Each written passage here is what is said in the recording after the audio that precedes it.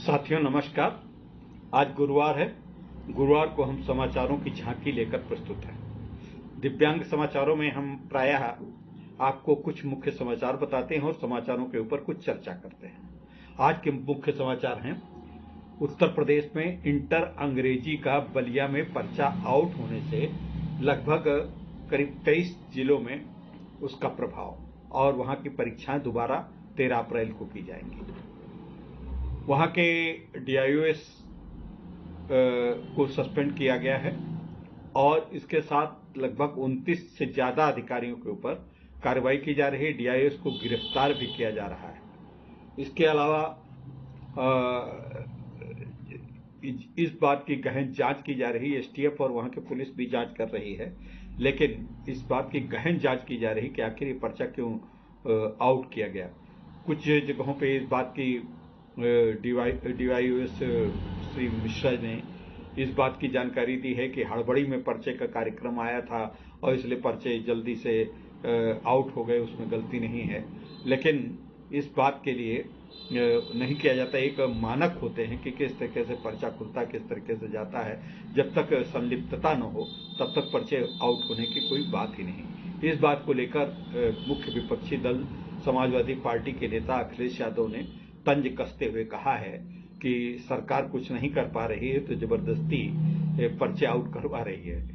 खैर, कोई भी सरकार ऐसा नहीं करती है, लेकिन उनका कुछ कहना जायज भी है कि सरकारों में कई बार इस प्रकार के पर्चे आउट होते रहते हैं। दूसरा मुख्य समाचार है, केंद्रीय कर्मचारियों की 3% महंगाई भत्ता और बढ़ गया है। 31% से 34% हो गया है। इससे लगभग 47.5 लाख कर्मचारियों को और लगभग 63 लाख पेंशनर्स को इसका फायदा होगा। बहुत बड़ा इस पे अमाउंट, लगभग बहुत ज़्यादा धनराशि इस पे खर्च होगी। इसके अलावा सबसे बड़ी बात यह है कि हमारे भारतीय उपमहाद्वीप के महत्वपूर्ण देश जो हमारा पड़ोसी है, कभी हमारे एक ही हिस्सा थे, फिर अलग अलग हो गए। पाकिस्तान की अर्थव्यवस्था और सब कुछ बहुत ही जर्जर है। बहुत ही वहाँ की जनता त्राहि त्राहि कर रही है। तो वहाँ के जनता की त्राहि त्राहि से उसका परिणाम ये हुआ है कि पाकिस्तान के राष्ट्रपति इमरान खान नियाजी का ऊपर अविश्वास प्रस्ताव लगभग पारित हो जाएगा। आज उस पर चर्चा शुरू होगी। 3 या 4 को वोटिंग है, उसके बाद उनकी विदाई लगभग तय मानी जा रही है। वैसे कहा कुछ नहीं जा रहा है। अभी पता नहीं, पाकिस्तान का तो ये एक परंपरा रही कि वहाँ पे कभी कभी सेना सत्ता पे काबिज हो जाती है, कभी कभी मिलिट्री उसको अपने अंडर में ले लेती है। इमरजेंसी भी लग सकती है। विपक्षी दलों के नेताओं को गिरफ्तार किया जा सकता है। और नवाज शरीफ के छोटे भाई को प्रधानमंत्री बनाने की बात है। बिलाल भुट्टो मुख्य विपक्षी दल की भूमिका में, ये सब लोग मिलकर के सभी दलों, कुछ इनके इमरान की सरकार को समर्थन दे रहे दल भी अलग हो गए हैं। बहुत ही घट गया है। इसके अलावा जो सबसे बड़ी बात आज है, मुख्य एक बात जो आई है, सरिस्का का जंगल, उसमें भयंकर आग लगी हुई। सरिस्का का जंगल बताया जाता है कि वहां पर लोग पहुंचते थे और पहुंच करके लोग इस प्रकार की बात, मतलब घूमते थे, पर्यटन पे जाते थे, सब कुछ करते थे। लेकिन वहां पे जंगल में आग लगी है, जिससे कई जानवरों के जल जाने की भी संभावना है, व्यक्त की जा रही है। अब उसमें हुआ क्या है, ऐसा आरोप लगाया जा रहा है कि सचिन तेंदुलकर की पत्नी वहां पे पर्यटन के लिए गई थी। सारे अधिकारी, जंगलात के अधिकारी, जो कोई भी VIP आ जाता है, उसको देखने के, उसके मिलने के, उससे ऑटोग्राफ लेने के चक्कर में पड़े रहे। उस पे जंगल की थोड़ी सी आग जो लगी थी शुरुआत में, अगर उसको बुझा ली जाती तो शायद इतना फैल। खैर, अब हेलीकॉप्टर से और अन्य साधनों से उसको बुझाने का प्रयत्न किया जा रहा है, लेकिन अभी तक समाचारों में, अभी थोड़ी देर पहले मैंने देखा, अभी तक भी आग बुझ नहीं सकी। इसके अलावा पिछले 6 दिनों में लगभग कई बार पेट्रोल और डीजल के दाम बढ़ चुके हैं, आज भी बढ़े हैं। मुख्य विपक्षी दल कांग्रेस ने इसकी बड़ी आलोचना की है। दिल्ली में आज इसके ऊपर वो चौक पे धरना और प्रदर्शन भी कर रहे हैं और इसका बड़ा विरोध कर रहे हैं और कुछ हद तक विरोध जायज़ भी है। और रहा बात यह है कि अगर कांग्रेस अब विरोध भी नहीं करेगी जनता की समस्याओं को लेकर के, तो फिर विरोध भी नहीं करेगी तो अब सदन के अंदर तो विरोध कर नहीं सकते, कम से कम बाहर तो करें। तो बाहर करने का विरोध करने का उनका अधिकार है, वो उसका इस्तेमाल होना चाहिए। हर हफ्ते हर दिन, इस हफ्ते में लगभग प्रतिदिन ये पेट्रोल की और डीजल की कीमतें और गैस की कीमतें बढ़ रही हैं। गैस की कीमतें तो करने, लेकिन पेट्रोल और डीजल की कीमतें रोज बढ़ रही हैं, कभी 35 पैसे, कभी कुछ है, कभी कुछ। तो इस तरीके से इससे जनता के ऊपर बोझ पड़ रहा है।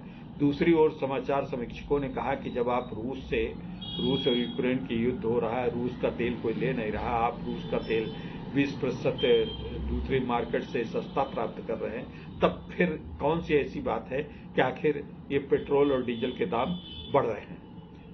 तो दिव्यांगम चैनल का भी ये मानना है कि इस समय डीजल और पेट्रोल के दाम थोड़ा बढ़ना, थोड़ा उस पर कमी होनी चाहिए। वैसे तो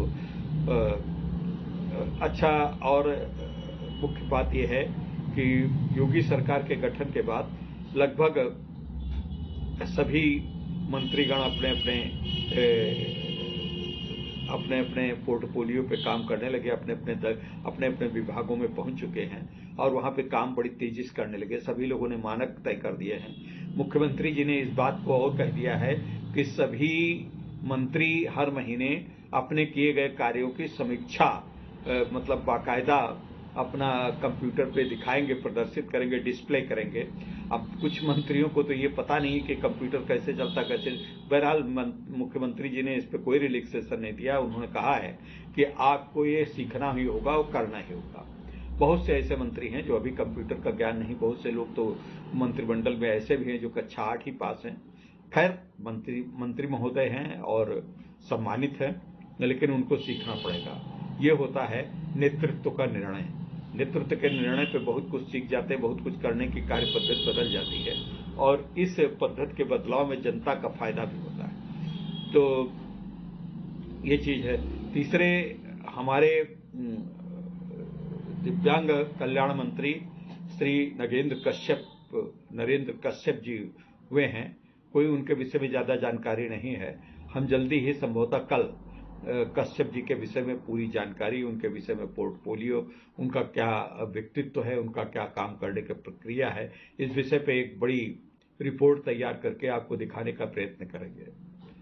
और मित्रों, कुछ हम नई घोषणाएं कर रहे हैं। जो परसों से दुर्गा सप्तशती का प्रसारण, उसके ऊपर एक अध्याय का हम प्रसारण और पूरी कथा को पूरे ये नवरात्र के कार्यकाल में हम जो मतलब हमारे एपिसोड आते हैं वो तो आते रहेंगे, लेकिन बीच में एक हम एपिसोड लगभग 10 मिनट का हम दिया करेंगे, जिसमें सभी अध्यायों के विषय में पूरी कहानी संस्कृत श्लोकों और उनका अर्थ बताते हुए आपको बताने का प्रयास करेंगे।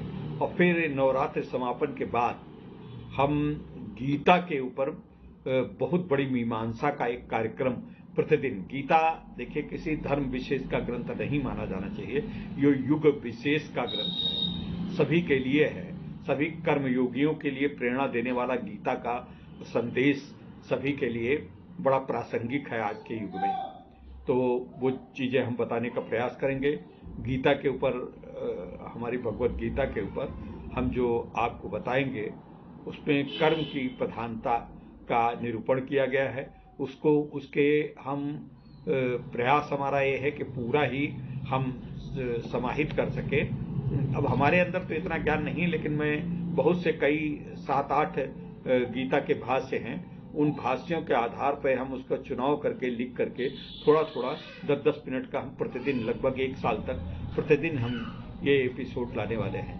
अब आप लोगों को कितना पसंद आएगा कितना नहीं पसंद आएगा इस बात की हमको परवाह कम है, लेकिन जो भी पसंद करेंगे उनका मैं नमन करता हूं, प्रणाम करता हूं, क्योंकि ये गीता को आप धर्म के चश्मे से देखना बंद कर दीजिएगा। इसमें मानवता के कल्याण की बातें बताई गई हैं, मानवता को कर्म करने की प्रधानता के ऊपर जोर दिया गया है। आप इसको सुनिएगा और अब चूंकि मैं उसके संस्कृत श्लोकों का भी उच्चारण करूंगा और हिंदी में उसका अर्थ और उसके ऊपर मीमांसा और समीक्षाएं जो हैं वो बताने का प्रयास करूंगा। और कोई भी चीज मैं अपनी तरफ से कुछ नहीं बताऊंगा, उसमें अर्थ और उसके जो व्याख्या की गई है उन्हीं व्याख्याओं को हम समेटने का प्रयास करेंगे। तो मित्रों, ये आज के थे समाचार, और इन समाचारों पे आपको कैसा लगा आप जरूर लिखिएगा हमें। अच्छा, ये जो हमारे नए कार्यक्रम जैसे दुर्गा सप्तशती का ये नवरात्र के पीरियड में चलेगा, इसके बाद गीता का, तो इस पर भी अपनी राय दीजिएगा। अगर आपको नापसंद है तो भी लिखिएगा, हमको बुरा नहीं लगेगा, लेकिन हम इन दोनों कार्यक्रमों को जारी ही रखेंगे। हाँ, आपकी अगर कोई शंकाएं हैं, कोई ऐसा है कि इसको हम धार्मिक चैनल बना रहे हैं, ऐसा कुछ नहीं हम करने जा रहे। धार्मिक चैनल बिल्कुल नहीं, ये मानव कल्याण के लिए चैनल है।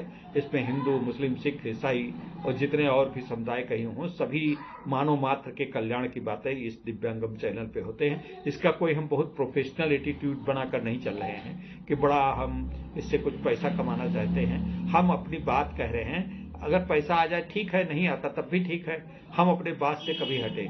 और मुख्य रूप से दिव्यांगम का मुख्य उद्देश्य, मुख्य प्रयोजन है कि हम दिव्यांगों के कल्याण को आगे बढ़ाएं, उनमें पुरुषार्थ जगाएं, उनमें कुछ काम करने की ललक जगाएं, उनके अंदर से ये भावना खत्म करें कि हर समय आलोचना, सरकार ने ये नहीं किया, सरकार ने वो नहीं किया। सरकार ने जो किया वो ठीक है, नहीं कर पा रही कोई बात नहीं, आप तो कुछ करिए। आप भी अगर दिन भर पड़े रहेंगे, घर पर सोते रहेंगे, टीवी देखते रहेंगे, कुछ नहीं करेंगे, बस एक मोबाइल लिया, मोबाइल पे उठे और तुरंत ये होना चाहिए, वो होना चाहिए, इससे कुछ नहीं होता। आपको तुरंत इसके ऊपर कर्मयोगी बन करके आगे बढ़ना, इसी का उद्देश्य है कि हम गीता के विषय में, गीता की जो उपदेश हैं उन विषयों से आप कोई भी, किसी भी जात, किसी भी संप्रदाय, किसी भी धर्म के हों, गीता के उपदेशों को आप मनन करने का प्रयास करें, आपको बहुत अच्छा लगेगा। इसमें किसी दूसरे धर्म की आलोचना नहीं, इसमें किसी भी धर्म की उसको कम या ज्यादा नहीं किया गया, न इसको बिल्कुल निरपेक्ष भाव से देखें, बहुत अच्छा लगेगा, बहुत बढ़िया है। और आज एक हमने सवेरे अपने आदरणीय एस.के. श्रीवास्तव जी का एक एपिसोड दिया है, जीवन को कैसे हम 100 साल तक जी सके, इसके विषय में बताया गया है। अभी कुछ दिन पहले प्रधानमंत्री जी ने एक व्यक्ति की सम्मानित किया था, 126 साल के थे। तो इन सब चीजों के ऊपर पूरा ध्यान दीजिए। हमारा ये चैनल सकारात्मक है, तनाव मुक्त करने वाला है। और मित्रों, आप भी हमारे चैनल को देखें और दिखवाएं अपने रिश्तेदारों से, अपने मित्रों से, अपने साथियों से, अपने जो जानने वाले हैं उनको बताएं। विशेषकर अगर आपके परिवार के पास कोई दिव्यांग रहता है तो उसको जरूर उसके पास मोबाइल नहीं तो अपने मोबाइल से उसको दिखा दें, उसको लगेगा कि उसका अपना चैनल कोई चल रहा है। तो मित्रों, बस आज यहीं तक, नमस्कार। हम कल फिर मिलेंगे और हम नववर्ष की अभी से आपको शुभकामनाएं दे रहे हैं। नववर्ष आने वाला है तो उसकी शुभकामनाएं।